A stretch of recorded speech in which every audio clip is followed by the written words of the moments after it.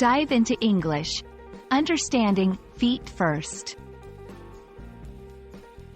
Hello, everyone. Today, we're going to unpack a popular English phrase that can be quite puzzling for learners: feet first.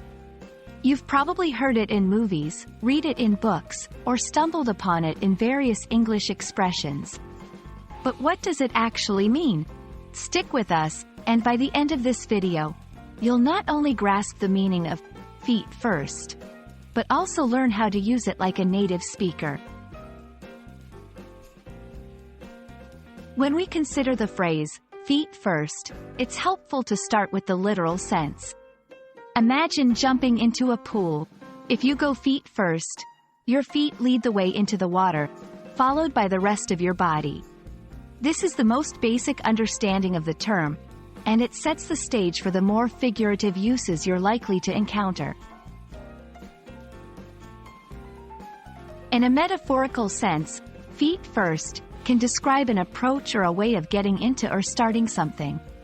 When someone takes on a challenge feet first, it suggests they are entering a new situation with caution and preparation, as opposed to diving in headfirst, which indicates recklessness or haste. Let's look at some examples to see feet first in action.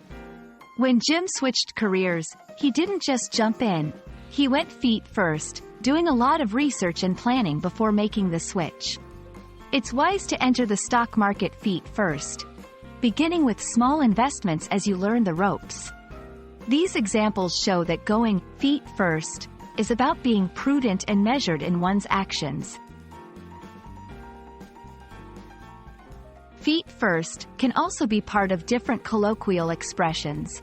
For example, to leave feet first is a euphemistic way to talk about death, implying that the person will leave a place, like their home, only when they pass away, typically because they are carried out with their feet exiting before their head.